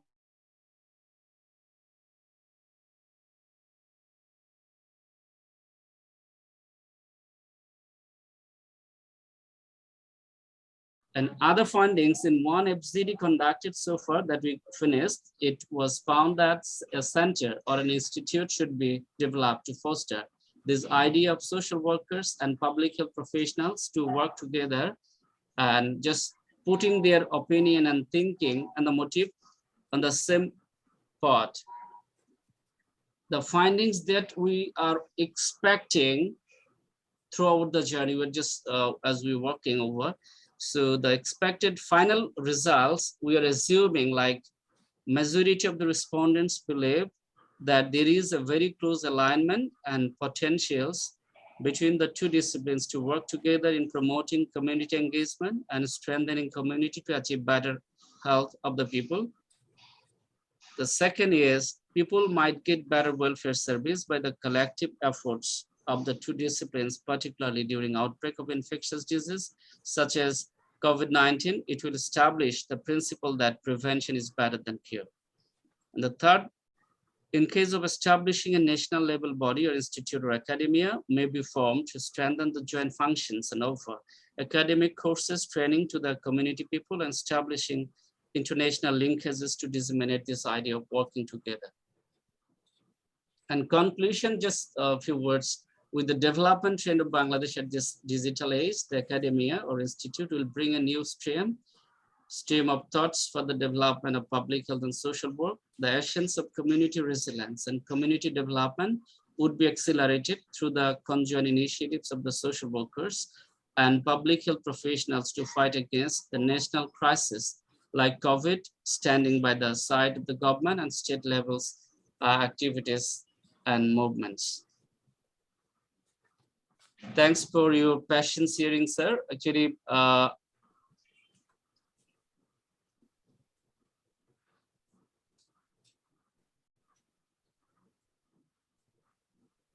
thank you, Mr. Habib. Finish. It's done, sir, so far from my side.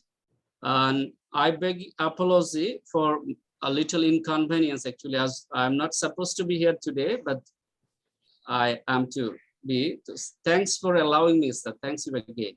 Thank you, sir. Please stop sharing. Okay, I think as because one or two of our presenters were the presenters are present, so we had no problem with your presentation. Thank you. Now, what's next? Now, I checked the chat box. There is not that kind of question issues there. Some of the questions are there, and presenter actually respond that question on the chat box. So we can. Dr. Mashriki. Yes. Let's see what do we have in the chat box. Yeah. If we don't have any, maybe we can ask from the audience if we have time. They may ask questions. We can allocate maximum 5 minutes for that. Yes. And then actually you can close the session. And we have not enough time. We have to finish. Yes, we have to finish by 1. Yeah. Okay, sir. So one of my requests is after closing, immediately if you can send our best presenter to me and Nikhila through email. Yeah. So from my side, sir, now I'm handed over to you for 5 minute questions if there, and then close the session. So no. Okay, no, Dr. Mashriki, I saw one question to Shadat Hussain. Okay, would you please, Shadat, respond to that question? First of all, you just mention the question, then you can answer. Thank you. Thank you, madam. Thank you. Yes, there is a question from Dr. M. Tasdiq Hassan. I think our Tasdiq Bhai, who is a very well-known public health and global mental health expert. Thank you, Tasdiq Bhai, for your appreciation and for your question. Yes, there are several challenges in terms of tobacco retail licensing. The first challenge is the adoption of it, because we all know that it's a matter of open secret that almost 11% of some of our policymakers own 11% of tobacco industry's share. So they have both direct and indirect effect on our policymakers, and when our government will try to adopt tobacco retail licensing in Bangladesh, considering the public health, they must, or they will have, or they will try to demolish this initiative. So this is number one challenge. And if government initiated and adopted tobacco retail licensing, despite their hindrance, there will another challenge, that is the challenge of tobacco control industries on the tobacco retailers. So they may provide incentives to the retailers in order to achieve the tobacco retail licensing. In my study, I have showed that there are almost 40% of tobacco retailers receive some kinds of initiatives such as daily necessary goods or household commodities, and even they receive financial incentives from the industry. So this is also a challenge. Okay. Yeah. Well, I have a question to you, Mr. Sadat Hussain. Sir, one of your topic was to find out the implementation challenges, but I did not find in your conclusion regarding anything about the implementation challenges of this tobacco retail license in Bangladesh. So can you explain what are the implementation challenges? Very briefly. Yeah, well, yes, very. We're running short of time. Yeah, and I have another just one comment. You did not mention actually background. In the background, you mentioned the objective of this study. So that's the thing I observed, that you did not mention it. Anyway, thank you. Thank you, sir. Thank you, sir. I talked about the background of my study, and in the second slide of my presentation, and here there I showed the two pictures, and talked about the availability of tobacco products in Bangladesh.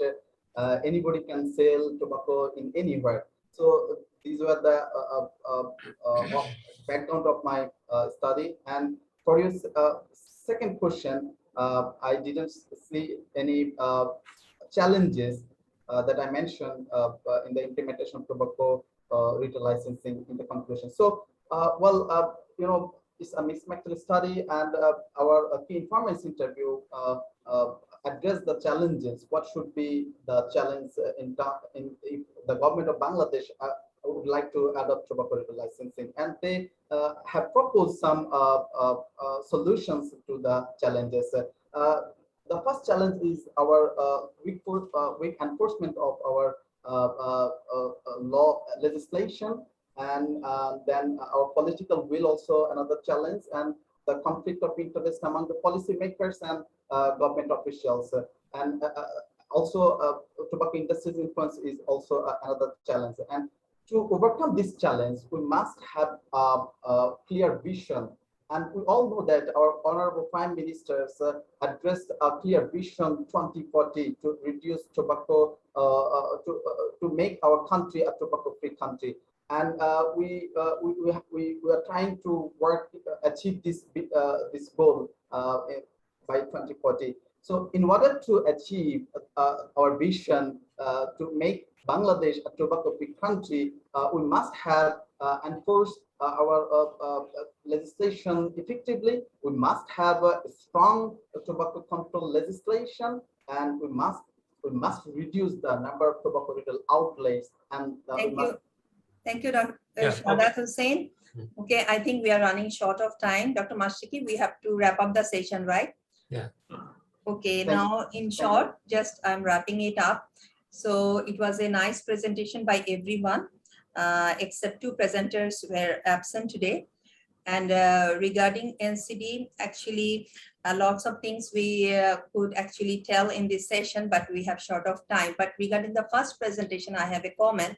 In your presentation, in your result, you have said that actually the types of physical activity, and where you showed that jogging reduced the death rate, but in case of gardening and swimming, it increased the death rate. But I'm concerned about whether you have excluded the other confounders in your analysis or not, because you know gardening and swimming is a very good physical exercise. So just please check your analysis. I'm sure you have done it wonderfully, but just a thought from my side. Yeah, thank you, madam, for your valuable comments. Yeah. Well, we have done this model about more than 50 times with several covariates.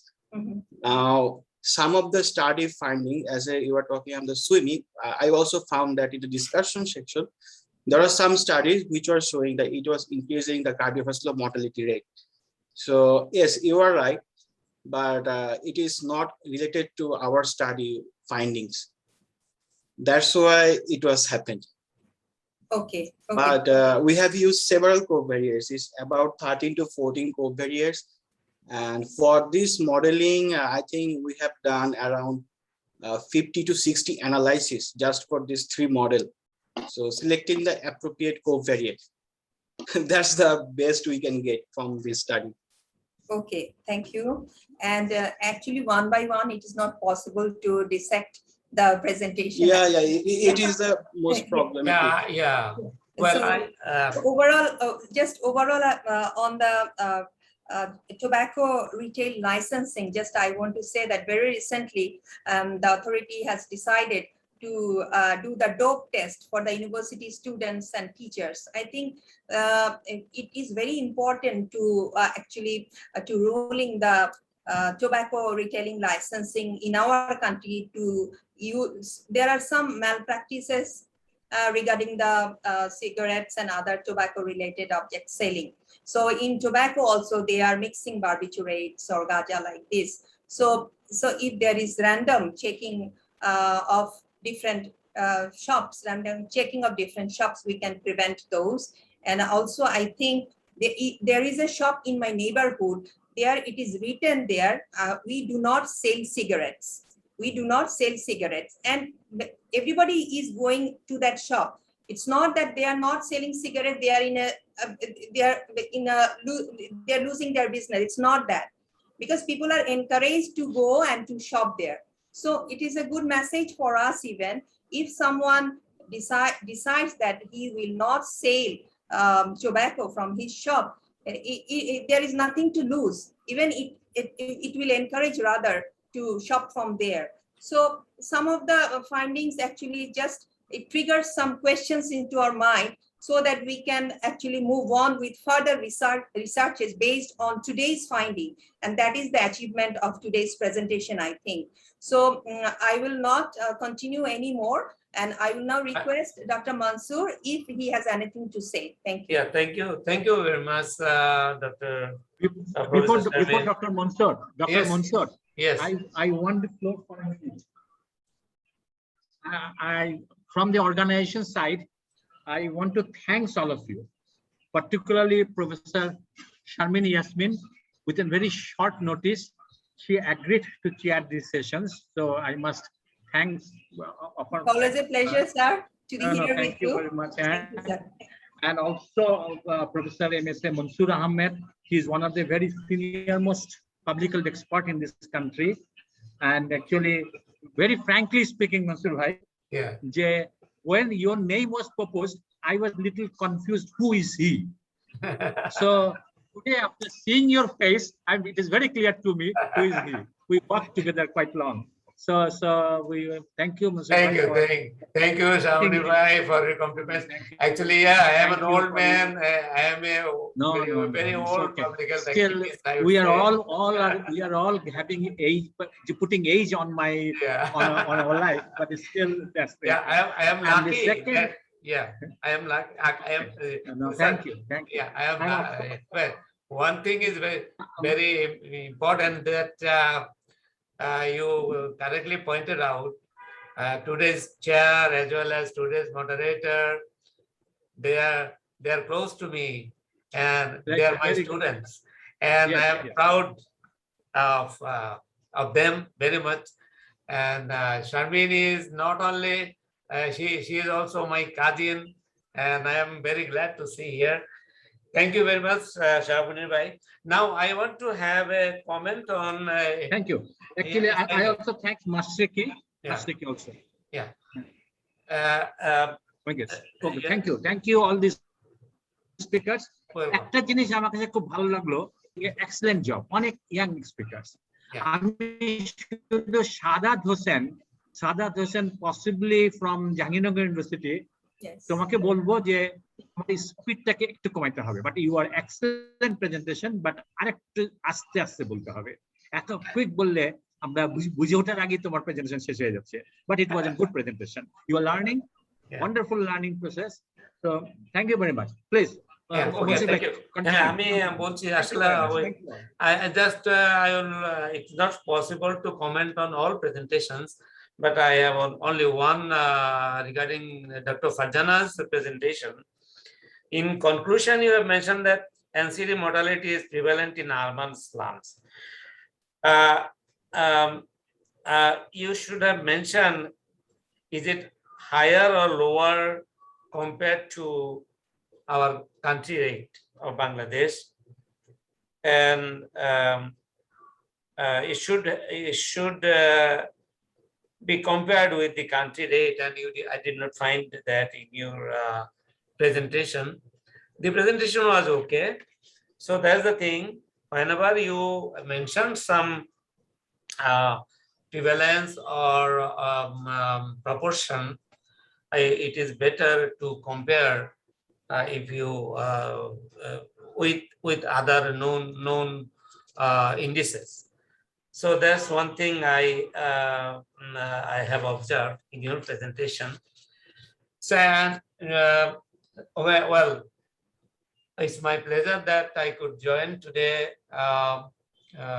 to chair the session with as a co-chair, and it was very nice. All the presenters really did present very nicely, although it's very hard for us to judge because all of them almost presented very nicely, and the hard task is who is the best.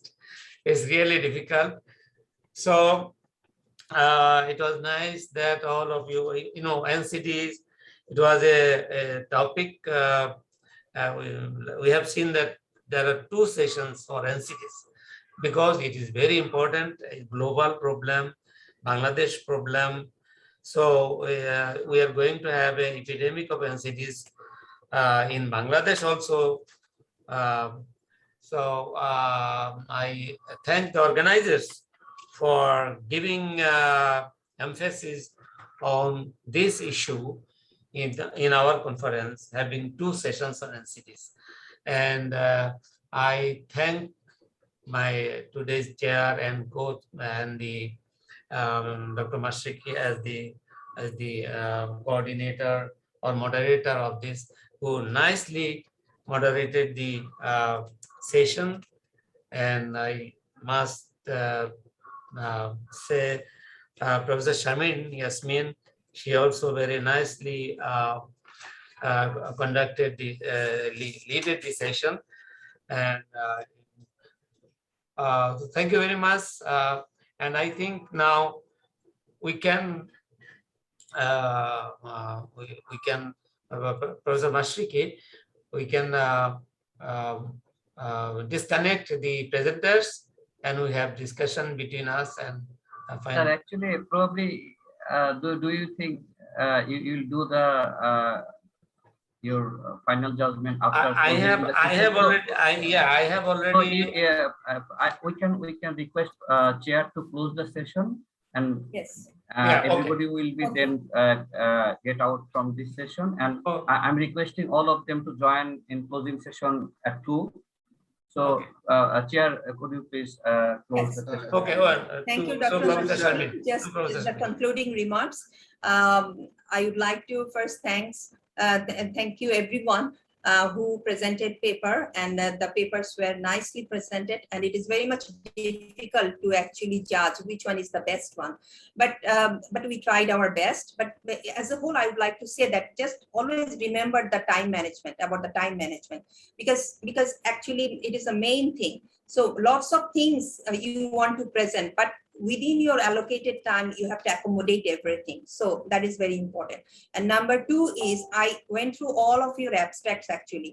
Then I found some of them has missed to put the findings of the key variables actually. In presentation, it is there, but in the abstract, it is missing. So if you have any chance to correct those abstracts, you can do it. So I request our moderator to convey this message to the organizing committee. And third point is always, I am the last part. Actually, I am very much thankful to the organizing committee of Public Health Association of Bangladesh for inviting me here. And I always watch their programs, and they are having a very dynamic leadership in the field of public health.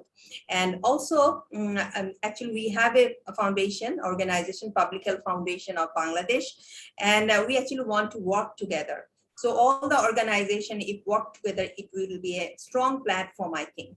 So stay connected with us, and thank you, Professor Shah Munir Hussain sir, for being with us in this session. And I hope in future we'll work together. Thank you, Dr. Mashriki and Professor Mansoor and all the speakers again. And with that, I'm concluding today's session. Thank you. Can we take a screenshot with all the presenters, because it is needed. Yes, please, yes. Yeah, just a minute. My presentation screen is upside down, so I will correct it. Sir, I just wanted to ask one question to the last presenter. In fact, I think it will not. Okay, ঠিক আছে, আমরা এখন we can take a snapshot, right? Okay, I am taking it. Okay. Thank you so much, sir. Okay. And thank you so much, madam. Okay. It's done. Okay. Yeah. I've taken the snap. Okay. Thank you. See you again. Assalamu alaikum. Can you request all of the participants to leave the session, because our 2 chair will probably discuss about the final selection. Okay. So for this reason, I am requesting all of the participants to. Thank you.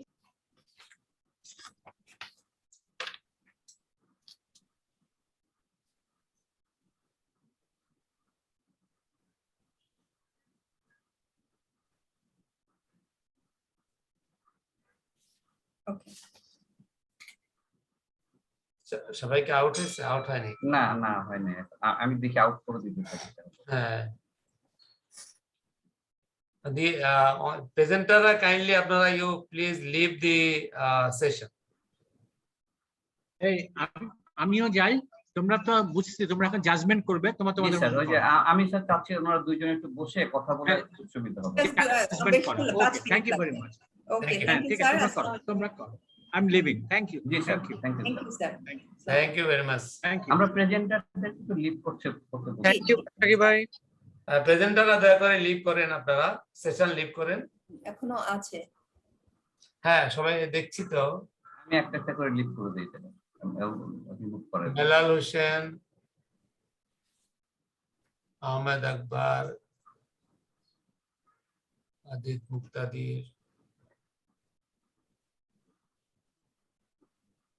মুক্তাদির, আপনি leave করেন। মাহমুদ নার্গিস, আপনি leave করেন। Leave করছি sir.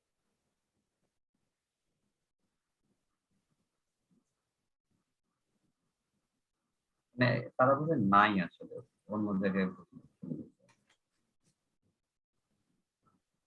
কিন্তু প্রেজেন্টারদের চেহারা তো দেখা যাচ্ছে না, ওই জায়গায় অনেকে চলে গেছে এবং সেজন্য কথা শুনতে পারবে না।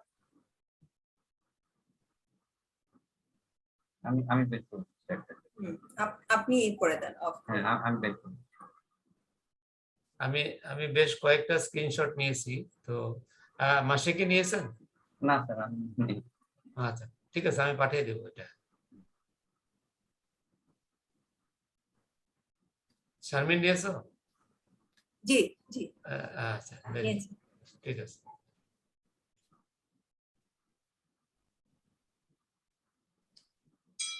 মাসুমা, ডক্টর ফয়সাল,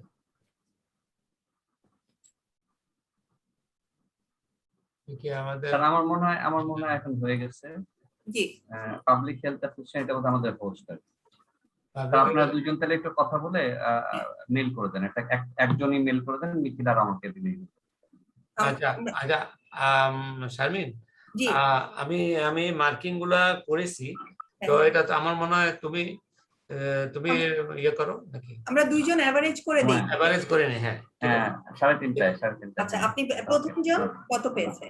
আচ্ছা না, আমি তুমি যেটা পাঠিয়েছো জি, সেটা তো আমি বসাইনি, কিন্তু আমি যেটা করেছি ওই আমার কাছে যেটা ছিল সেটা করেছি, তোমারটাতে আমি লিখিনি, বাট ইটস স্যার আমার মনে হয় যে যেটা করেন, আপনার মতে কে আপার মতে কে, দুইজন মিলে বলে তারপরে স্যার দুজন চিন্তা করেন। আমি বিফোর দ্যাট একটা গ্রাউন্ড রুল আমি চিন্তা করছি, সেটা হলো হাইয়েস্ট আউট অফ 30 হাইয়েস্ট আমরা কত দিতে পারি। আমার চিন্তা হলো আমরা 25 বা 26 এর বেশি দিব না হাইয়েস্ট। হ্যাঁ, এবং এটা তো অসুবিধা নাই, কি কারণে? কারণ আমরা ওই যে সবগুলি সেশনের একটা করে করব, আমরা বেস্ট প্রেজেন্টার একটা করব না। আমরা কি এখান থেকে শুধু একজনই সিলেক্ট করব? এখানকার একজন স্যার, এখানকার একজন। তাহলে আমরা ইয়েটা বলে দিই, আমার মতে যে প্রথম হয়েছে আমি তার নামটা বলে দিই। জি, শাহাদাত হোসেন। হ্যাঁ, শাহাদাত হোসেন। আমি একটু ডিফার করছি, কারণ শাহাদাত হোসেনের প্রেজেন্টেশনে একটু ইয়ে আছে, সমস্যা আছে কি উনি অনেক কিছুই